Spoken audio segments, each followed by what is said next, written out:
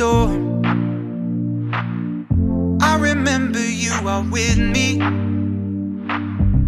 I'm not walking on my own. I'm coming after your heart. Your love is all I really want. You never change, you stay the same. You will remain true to your promise. You never fail, won't walk away. Your love, your love, your love, your love is here with me. You're here with me.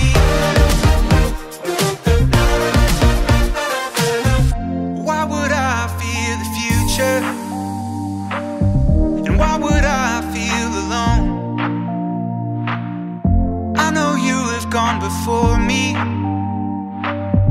You hold my hand and lead me on, lead me on. So I'm coming after your heart.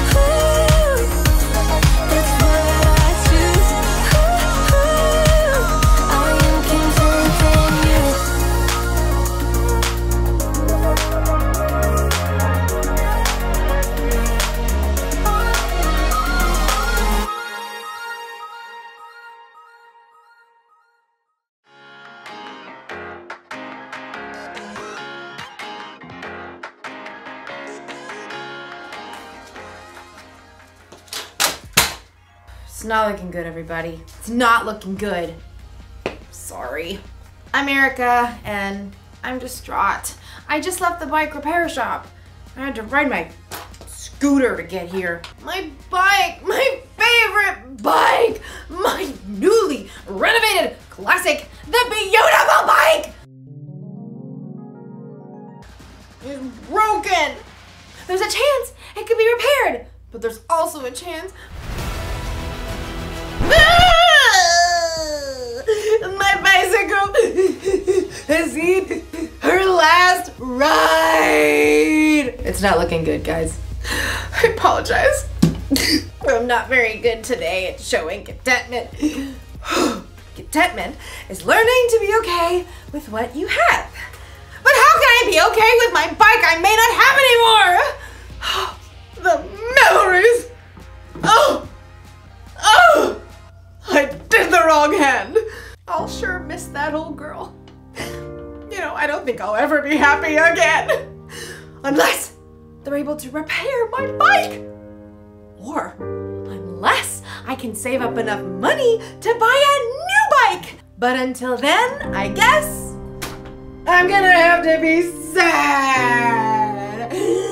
Because my bike is broken. Because it's broken. In today's story, we'll hear about some people who were stuck somewhere between where they used to be and where they wanted to go. If only they could have been okay with what they had in the present. Hey, I have a scooter. I can ride it to the store to go look at new bikes. Bye, guys. The store is the other way. The Bible.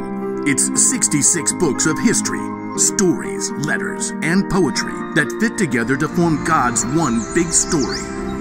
The epic adventure of how He created us and loves us so much that He made a way to rescue us. As we travel through the Bible, from Genesis to Revelation, we discover people who met God and found their lives changed forever. Now, for an amazing story. Inspired by the book of Exodus. Chapters 16 and 17. The Israelites had lived as slaves in Egypt for hundreds of years, but God worked miraculous signs and parted the waters of the Red Sea to lead them to freedom. Sing to the Lord, He is greatly honored. He has brought Pharaoh's horses and chariot drivers into the Red Sea. God's people were free. But it didn't take long for all that singing and celebrating to turn into whining. The Israelites complained to their leader, Moses. You must want all of us to die of hunger out here. Yeah, we had it good in Egypt. All the food we wanted.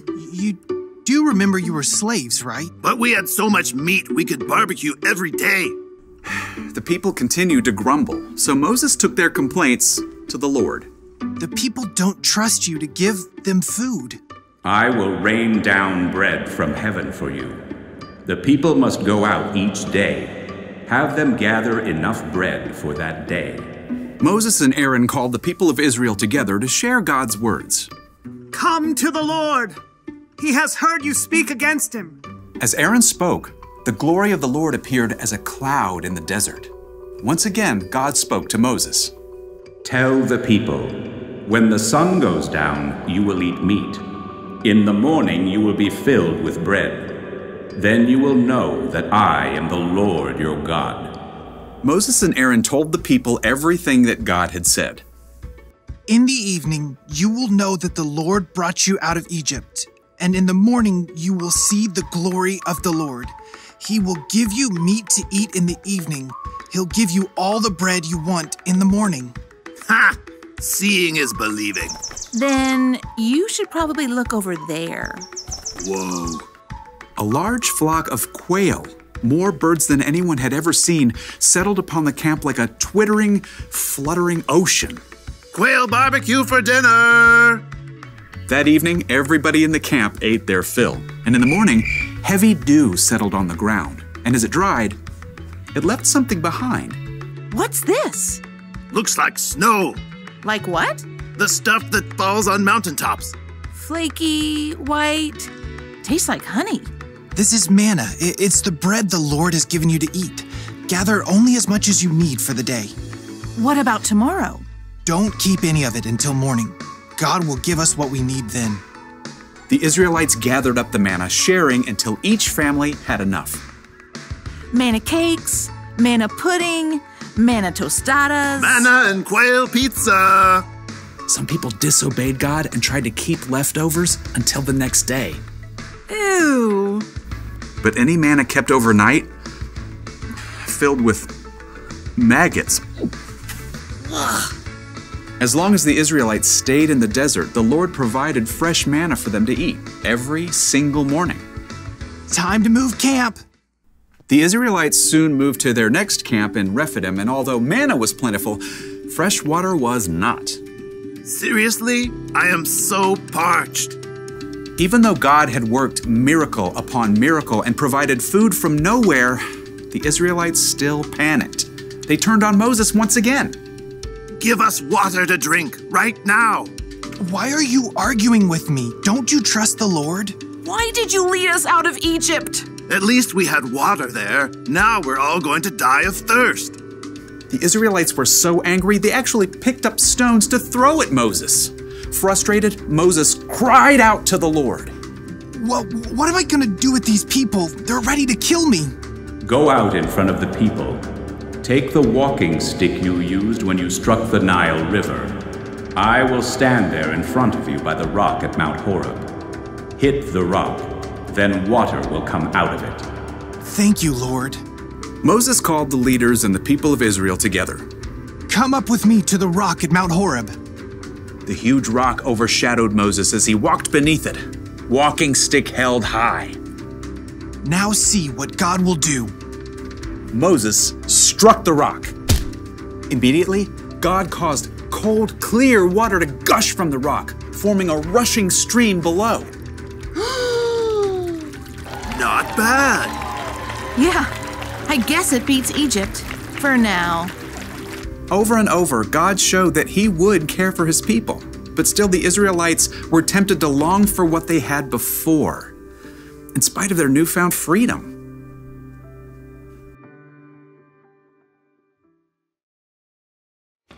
The Israelites were slaves in Egypt, but then God rescued them and brought them into freedom. You'd think they would be overjoyed, but instead, they whined and complained about what they didn't have. Now, it's easy for us to look back at the Israelites and think, how could they act that way? Didn't they realize what God had done for them? But the truth is, we can sometimes whine and complain when we don't immediately get what we want. Sometimes we look backwards, like when we start a new school year. My teacher last year didn't give us much homework. Sometimes we look to the future, like when we're waiting for something exciting. I want Christmas to be here right now! We spend all this time looking backward and forward that we completely forget to look at what we have right now. For instance, right now, I may not have a bicycle, but I do have a scooter. What about you? Think about it. Don't think about what you don't have. Think of what you do have. It could be a favorite toy or a favorite thing to wear. Could be friends. Could be a place to sleep at night. Could be family. What do you have right now? I can tell you one thing you have, no matter who you are. You have a God who loves you so much that He sent His Son Jesus to die for you. And that will always be true. Here's the one thing to remember today. Don't miss out on what you have right now. Right now, I have a good attitude. I've got strength and energy. And I've got a scooter to ride around on. I'm so content. I'll see ya. Vroom.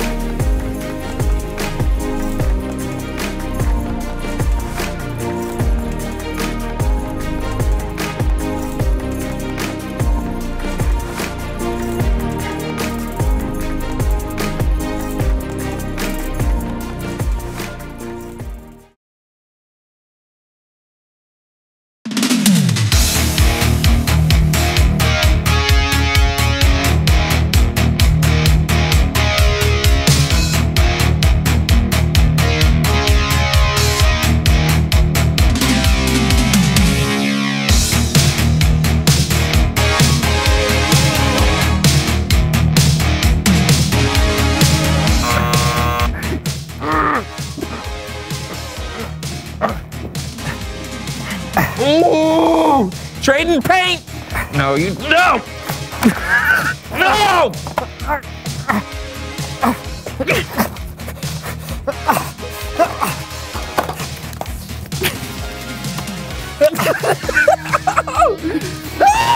Oh!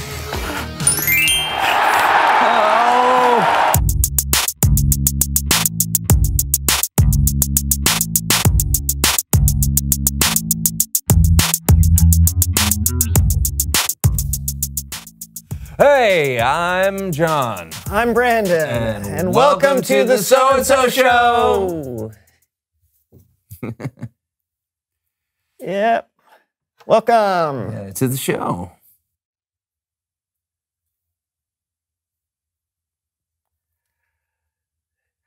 There's not a lot going on today. No, just Brandon and I doing our normal shtick. Hey, but just to be sure, let's check out the cue board. Oh yes! The cue board. All right. Yeah. It's just our normal shtick. Yeah. Hey, you remember back when we used to do fun things on the show? Oh yeah. You mean like when our friend Leonard would come by and we'd stick our faces in the mud? In the mud. Go. What? What?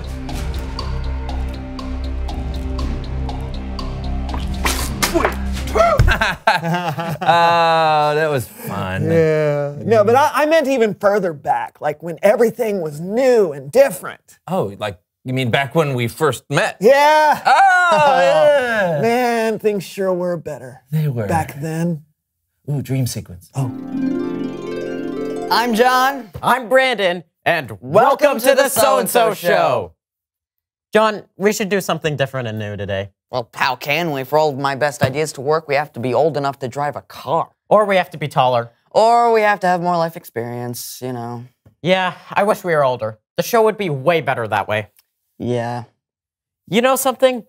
Maybe we could spice things up and invite a guest on the show. Well, who would want to be on a show in my basement? I found this kid on the way over, and he wants to. He's just outside. Really? What's his name? I don't remember. Okay, what does he want to talk about? I don't know. Stuff. He knows stuff. Okay, please welcome someone who knows stuff. Ba-da-da-da. So tell us what you know and who you are. My name is Leonard Fortescue, but my mom calls me Leo. Great. It's nice to meet you, Leo. What do you know? Do you play any sports or anything? No, not really. Unless you consider running away from Mr. Moonham's dog a sport. That dog hates me. So what's that you have with you? Oh, this? It's a metal detector. I just got it for my birthday. What's it do? It detects metal. How about that? Haven't found any treasure yet, but I did find old Uncle Hubert's false teeth. Well, I guess that's good. No, not really.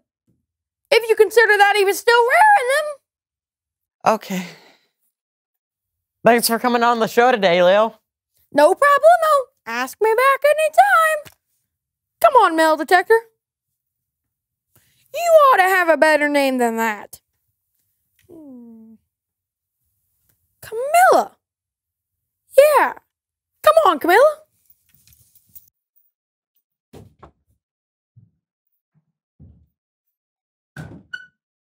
Well, that was something new. And it was definitely different. Yeah. I wish we were older. Yeah. Those were the days. Yeah. Yeah. Bible story time with Kellen.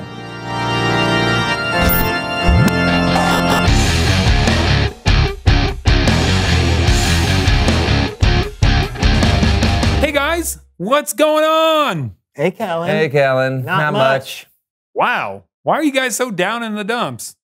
Yeah, you know, just kind of bored. Yeah, same old, same old. What are you talking about? What you guys do is so fun and exciting. Doesn't seem that way. You know, I got a story about some people who were complaining about where they were and wished they were someplace else. And I think you need to hear it. Sounds good. Fine. Of course, I'll need the so-and-so show players to help me out. Perfect. Take it away, Kellen. Now, the Israelites were enslaved in Egypt for hundreds of years. But God, through Moses, led them out of slavery into freedom. We're free! We're masters of our own house! That's right! No more cooking and cleaning no more! We're free! Free! Wait! You're not gonna cook and clean no more? No. We're free! Freedom! They may have been free from slavery in Egypt, but it didn't take long for the Israelites to be chained up by something else: discontent. We have to get out of this desert. I'm hungry. Yeah, I'm starting to think Egypt wasn't so bad. We may have been enslaved, but at least we had food. That's right. We might not have been able to go where we wanted to go or say what we wanted to say. Wear what we wanted to wear. We're 100% owned by somebody and forced to build big old buildings. But at least we had food.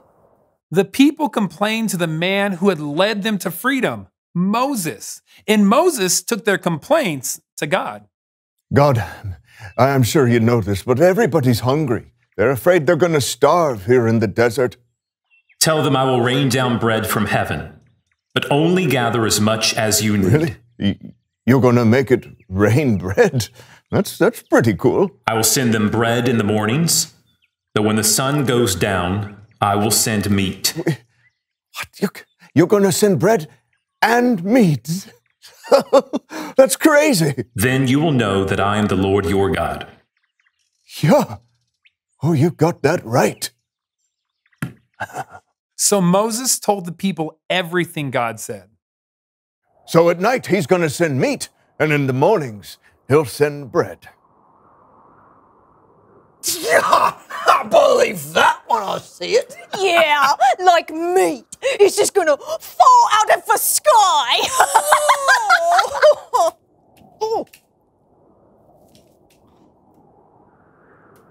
I'm not really a poultry fan. A great flock of quail landed where they had camped, and every Israelite ate their fill. Then, the next morning, there was a heavy dew, but when the dew dried, it left. Hey, what's that?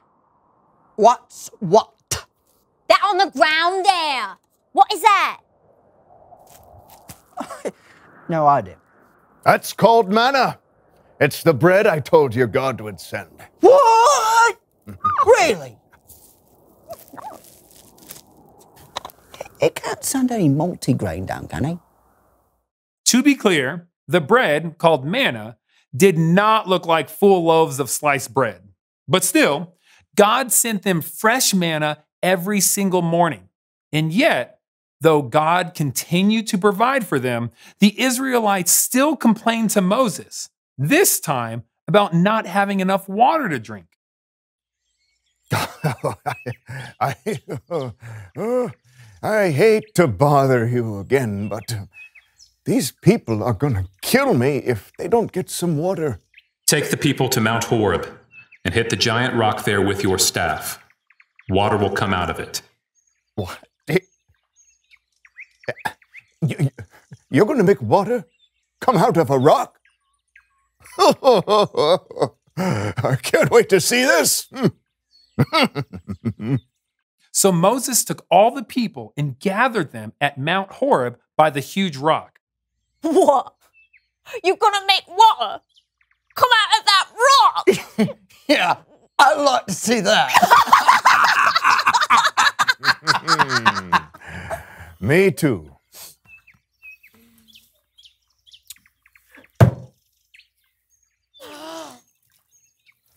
Hallelujah.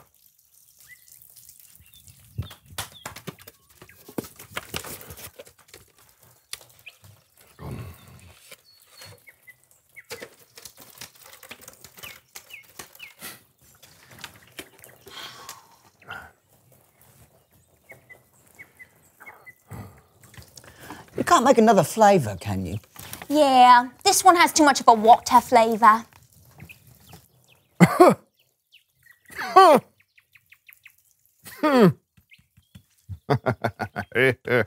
Enjoy. What?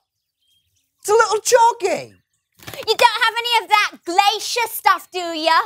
That stuff is so tasty. They had it in Egypt. The end. Let's give it up for the So-and-So Show players.